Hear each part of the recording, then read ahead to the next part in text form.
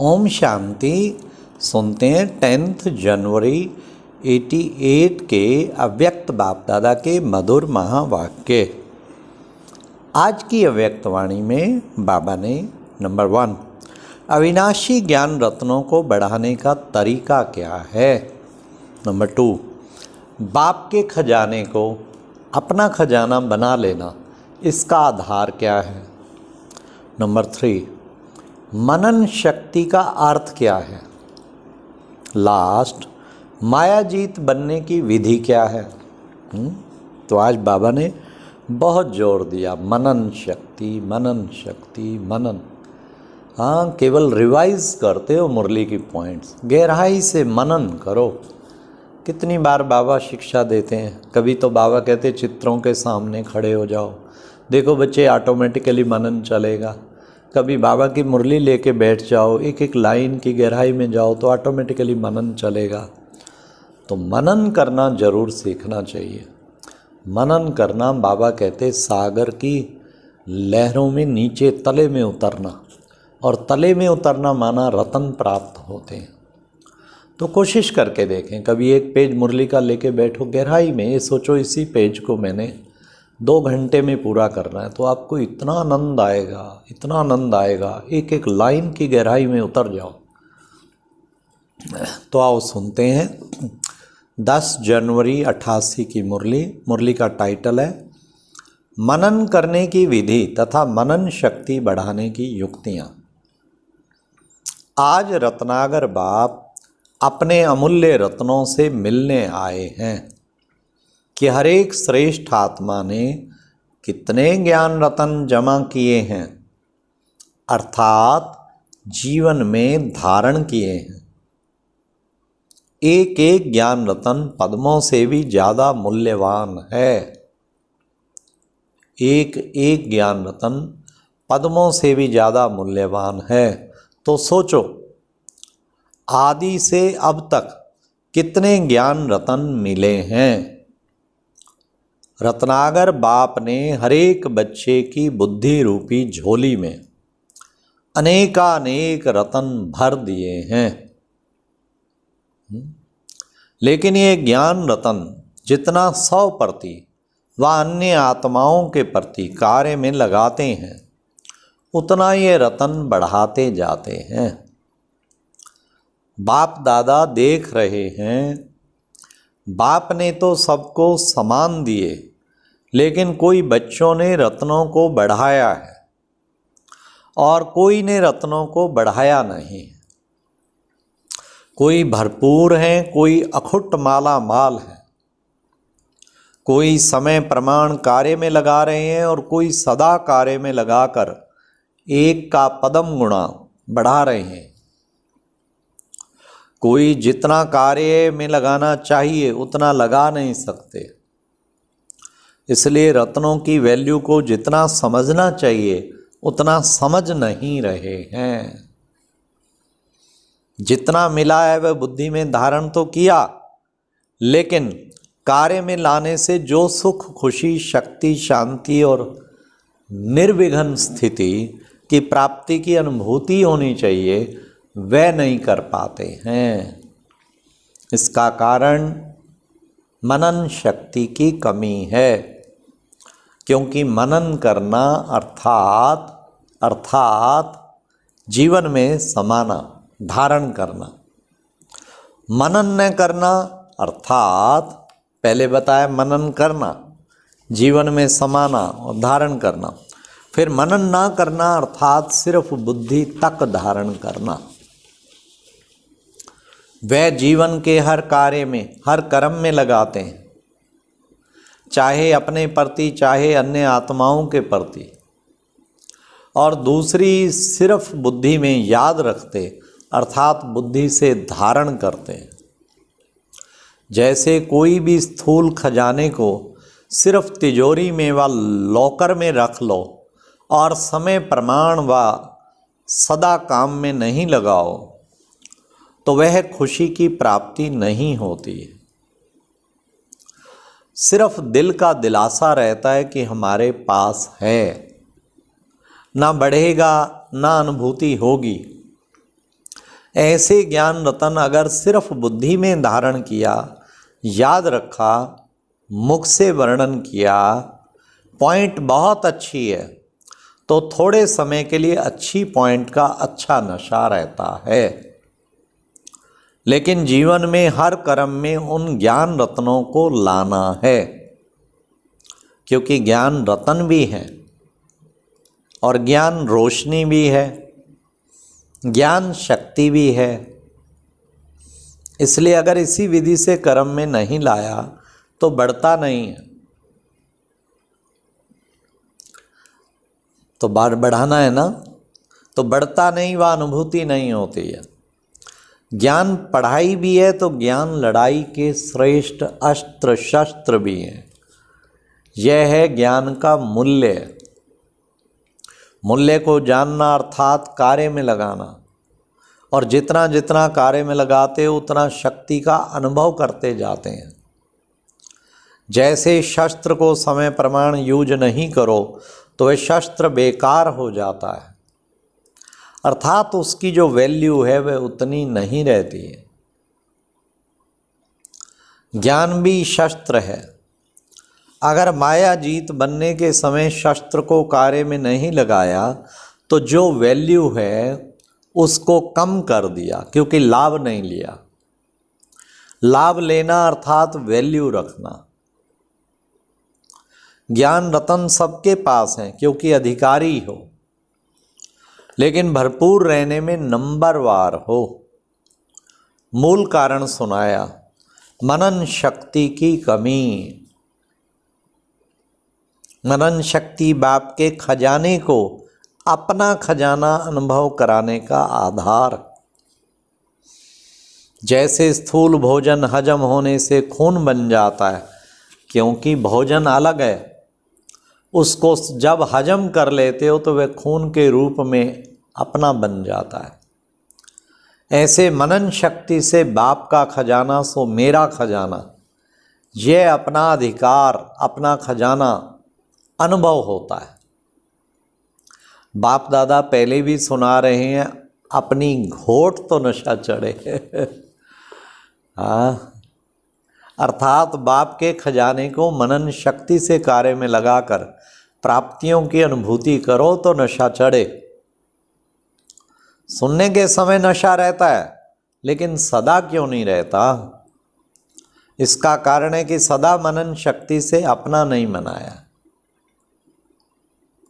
मनन शक्ति अर्थात सागर के तले में जाकर, अब सुनिए मनन शक्ति की डेफिनेशन, परिभाषा। मनन शक्ति अर्थात सागर के तले में जाकर अंतर्मुखी बन हर ज्ञान रतन की गुह्यता में जाना।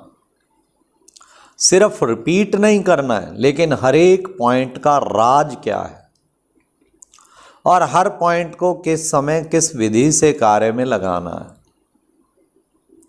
और हर पॉइंट को अन्य आत्माओं के प्रति सेवा में किस विधि से कार्य में लगाना। यह चारों ही बातें हर एक पॉइंट को सुनकर मनन करो। साथ साथ मनन करते प्रैक्टिकल में उस राज के रस में चले जाओ, नशे की अनुभूति में आओ। माया के भिन्न भिन्न विघ्नों के समय व प्रकृति के भिन्न भिन्न परिस्थितियों के समय काम में लगाकर देखो कि जो मैंने मनन किया, इस परिस्थिति के प्रमाण व विघ्न के प्रमाण ये ज्ञान रतन माया जीत बना सकते व बनाने वाला है, वह प्रैक्टिकल हुआ। अर्थात माया जीत बने। वह सोचा था माया जीत बनेंगे, लेकिन मेहनत करनी पड़ी, वह समय व्यर्थ गया। इससे सिद्ध है कि विधि यथार्थ नहीं थी, तब सिद्धि नहीं मिली। यूज करने का तरीका भी चाहिए, अभ्यास भी चाहिए। जैसे साइंस वाले भी बहुत पावरफुल बम्स ले जाते हैं, समझते हैं बस इससे तो अब जीत लेंगे, लेकिन यूज करने वाले को यूज करने का ढंग नहीं आता, तो पावरफुल बम होते भी यहाँ वहाँ ऐसे स्थान पर जाकर गिरता जो व्यर्थ चला जाता। कारण क्या हुआ?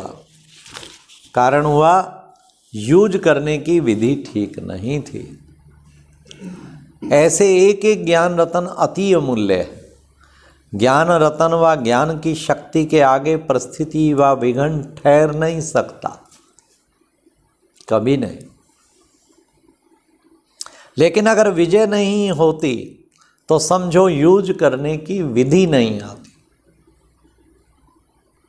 दूसरी बात, मनन शक्ति का अभ्यास सदा न करने से समय पर बिना अभ्यास के अचानक काम में लगाने का प्रयत्न करते हो, इसलिए धोखा खा लेते हो।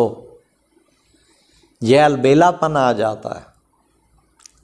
ज्ञान तो बुद्धि में है, समय पर काम में लगा लेंगे, लेकिन सदा का अभ्यास, बहुत काल का अभ्यास चाहिए। नहीं तो उस समय सोचने वाले को क्या टाइटल देंगे? कुंभकर्ण। उसने क्या अलबेलापन किया? यही सोचा ना कि आने दो, आएंगे तो जीत लेंगे।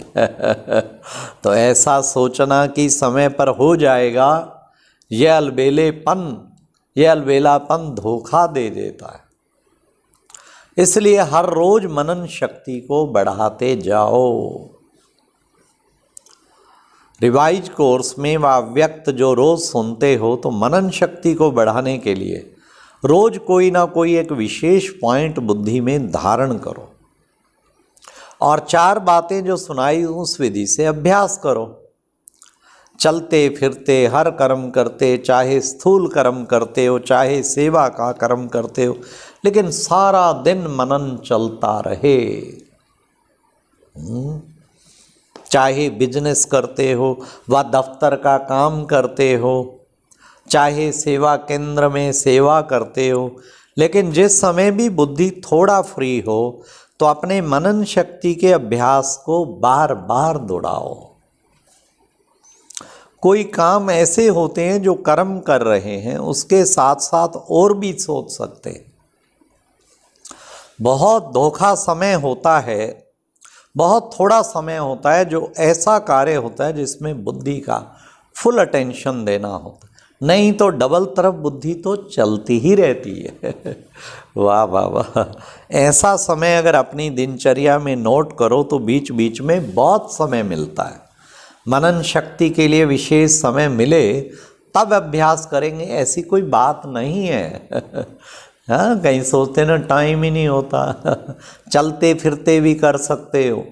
अगर एकांत का समय मिलता है तो बहुत अच्छा है, और महीनता में जाए, हर पॉइंट के स्पष्टीकरण में जाओ, विस्तार में लाओ तो बहुत मज़ा आएगा। लेकिन पहले पॉइंट के नशे में स्थिति में स्थित होके करना, फिर बोर नहीं होंगे। नहीं तो सिर्फ रिपीट कर लेते हैं, फिर कहते हैं यह तो हो गया, अब क्या करें। जैसे कोई सुदर्शन चक्र चलाने में हंसाते हैं ना, चक्र क्या चलाएं, 5 मिनट में चक्र पूरा हो जाता है। स्थिति का अनुभव करने नहीं आता है तो सिर्फ रिपीट कर लेते। सतयुग, त्रेता, द्वापर, कलयुग, इतने जन्म, इतनी आयु, इतना समय, बस पूरा हो गया चक्र। लेकिन सुदर्शन चक्रधारी बनना अर्थात नॉलेजफुल, पावरफुल स्थिति का अनुभव करना, पॉइंट के नशे में स्थित रहना, राज में राजयुक्त होना, राजयुक्त बनना, ऐसा अभ्यास हर पॉइंट में करो। यह तो एक सुदर्शन चक्र की बात सुनाई। ऐसे हर ज्ञान की पॉइंट को मनन करो और बीच बीच में अभ्यास करो। ऐसे नहीं सिर्फ आधा घंटा मनन किया, समय मिले और बुद्धि मनन के अभ्यास में चली जाए। मनन शक्ति से बुद्धि बिजी रहेगी तो स्वतः ही सहज माया जीत बन जाएंगे। Double underline.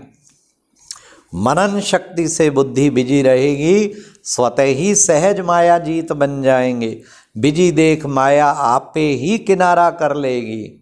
माया आए और युद्ध करो, भगाओ, फिर कभी हार कभी जीतो। यह तो चीटी मार्ग का पुरुषार्थ है। अब तो तीव्र पुरुषार्थ करने का समय, उड़ने का समय। इसलिए मनन शक्ति से बुद्धि को बिजी रखो। इसी मनन शक्ति से याद की शक्ति में मगन रहना, यह अनुभव सहज हो जाएगा। मनन माया जीत और व्यर्थ संकल्पों से भी मुक्त कर देता है। जहाँ व्यर्थ नहीं, विघन नहीं, तो स्मर स्थिति व लगन में मगन रहने की स्थिति स्वतः ही हो जाती है।